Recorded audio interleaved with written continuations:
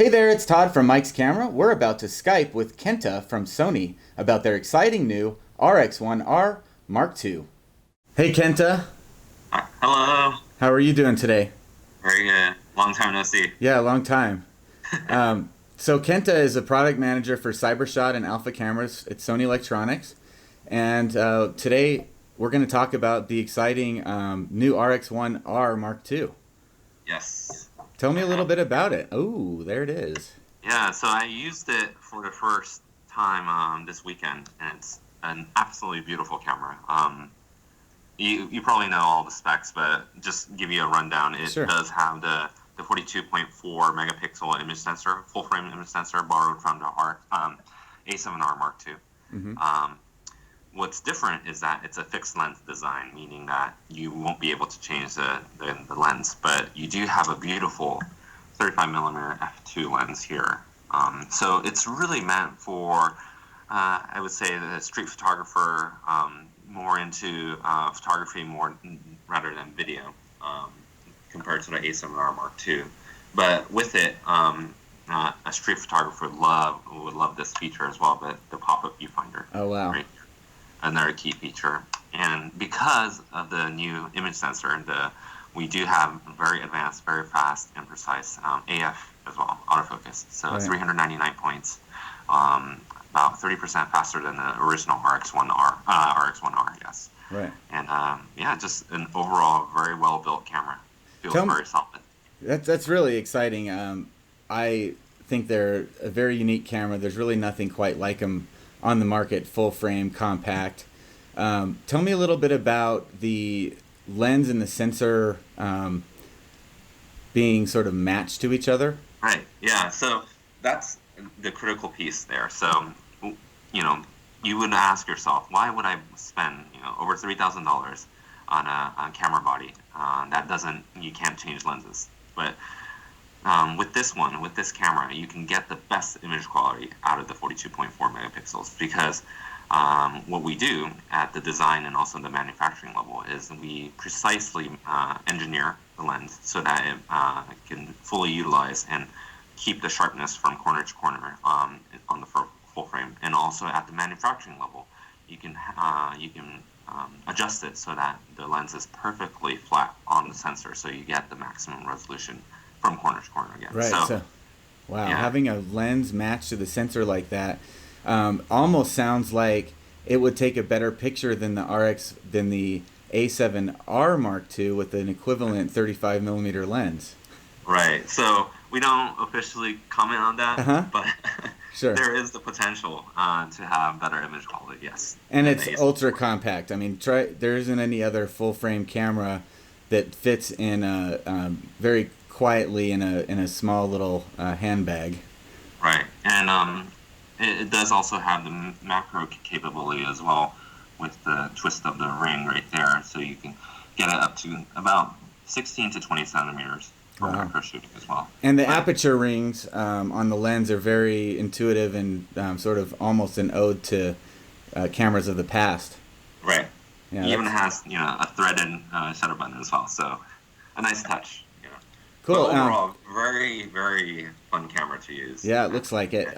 The other improvements or advancements over the original RX1R, you have a tilting screen now, correct? Yes, yes. Okay. Tilting screen, which is very nice, especially for street shooters.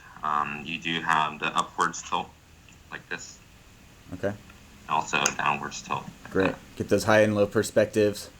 Also being able to use that pop-up viewfinder. Can you tell me a little bit about that rubber piece we've seen for the viewfinder? Is that an accessory? Does it come with the camera? Yeah, I should have brought that with me, but it is an accessory included in the camera. Okay. So what you would do is when you pop up the viewfinder, you can add that rubber ring around it, so it does shut off more light when you're looking through it. One drawback is you can't, once it's attached, you can't pop the viewfinder back in. So Okay.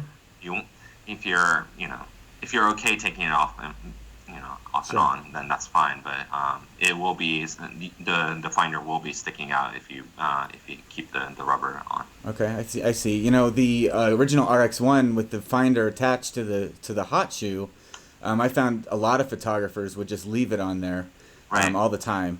Does this camera also include a hot shoe? Yes, it does. It has the Mi shoe. So Okay. it is a standard ISO shoe, but Sony has some fairly smart accessories. So I don't know if this camera's going to be able to see it, but we do have some terminals at the end, right there, to do monitoring microphone inputs as well. So variety of accessories to fully utilize more pins. Gotcha. So, and this camera is actually still just doing full HD for the video? Yes. So it is, in a sea of cameras that can do 4K, that is one question. But if you really use this camera, you do start to understand this is more for photography rather than videography. So it does make sense. Most of these people are not going to be using 4K. Right. So I think it'll, even in full HD with that lens, you could really make some beautiful B-roll footage. Use it as a second camera for a different angle of a shot. There's still a lot of applications, especially since it's still using the XAVC-S codec that all your other cameras are including. So that's really great. I did shoot video over the weekend, and I was really impressed. I was impressed with the quality, but also the autofocusing capability too. My wife and my friend, they were making curry. Took them like 6 hours. Wow. And my dog would be, running around the table, smelling all the spices.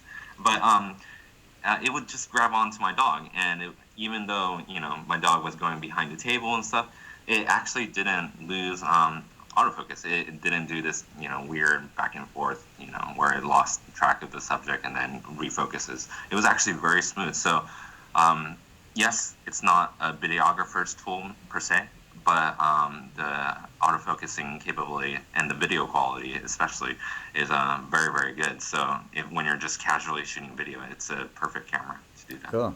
I think a lot of the photographers who picked up the first RX1s absolutely loved it, and it was really all about the image quality, and this takes that to another level.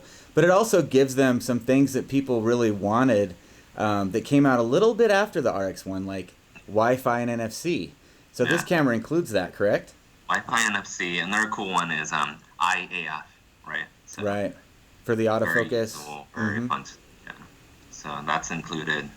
What else is there?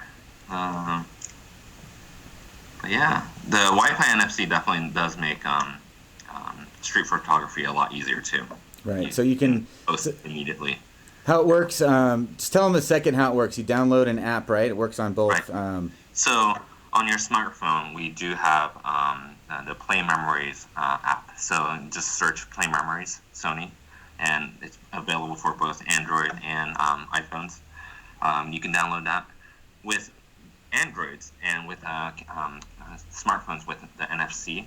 So typically Sony smartphones, Samsung smartphones, they have the NFC. So with the touch of the button, touch of the smartphone to the camera, you can make the connection, the handshake there, and you can transfer content, or you can control the camera. With an iPhone, what you're going to be doing is typing in the password, and you only have to do it once. Okay. But once you establish that connection, you do have control of your camera, and you can transfer images, or you can take selfies with it, or whatever you want to do. So it works on both platforms, but it's just a tiny bit easier with the Android. Yeah, a little bit. Gotcha. And I have a friend who works at Apple, and I got the gist of why they didn't use NFC, and they're a little bit concerned about the security, but hopefully, I'm really hoping NFC makes this transfer process so easy. So I'm really hoping Apple does it. Right. It's interesting because the newest iPhones obviously include NFC, but they've only pretty much made it available for the Apple Pay. We'll keep our eyes on that. I personally have used it with iOS, and I think it's quite easy. Once you just tell it you want to share, you grab the Wi-Fi network, open up the Play Memories app, and you're good to go. Works really, really quickly. So as long as I have you on the phone, I think today, in fact, Sony made available a new firmware for the RX1r Mark II. Right. Tell me just a little bit about that. Yes. It's the uncompressed RAW. a lot of people have been wanting us to do, and really happy to say that we are now offering it on the A7R Mark II. So the first camera to have it was the A7S Mark II. The RX1r Mark II also has it, and then the A7R Mark II now with via firmware update you can have uncompressed RAW. Excellent. So I know on the internet people want uncompressed lossless RAW. Exactly. Compressed lossless RAW. There you go. Right. So it's like rolled up as opposed to like JPEG where it's all folded up. Exactly. So it is compressing to save room on the card, but without any loss. Correct. Correct. Okay. And we understand that there is a concern there, but our primary focus is to get you guys uncompressed RAW first. So that's definitely something we're trying to do as quickly as possible. Excellent. So tell me, when do you think consumers will be able to get their hot hands on the new RX1R Mark II? Right. So Photo Plus is just around the corner. Okay. Right. So Photo Plus is probably the first place that people are going to be able to try out the camera, the RX1R Mark II. We will have pre-production models, so that means you will not be able to save your images to the SD card, but you'll be able to play around with the controls and see how it looks and feels and shoots with the camera. So that's in New York in the next couple of days. If you're in New York in the next couple of days, be sure to stop by the Photo Plus show at the Javits Center. Right. So that would probably be the first U.S. showing of the RX1R Mark II. So definitely be there. In terms of customer delivery dates, that'll be end of November. Okay, great. End of November. Right. Excellent. Well, we're very excited. Cool. We like to we like the Sony cameras and agree that that you're giving consumers all kinds of new options in terms of not just image quality, but compactability, the size, and the ability to make great images without the gear being so overburdening and so big and heavy. So good luck to you. Thank you very much. This has been a Mike's Skypes. I'm Todd from Mike's Camera. To learn about this camera and other cameras, please go to our website at mikescamera.com or pop into one of our stores in Northern California or Colorado. Thanks, Kenta. We'll look forward to the next one. All right. Take care, buddy. See you. Bye-bye. Take care.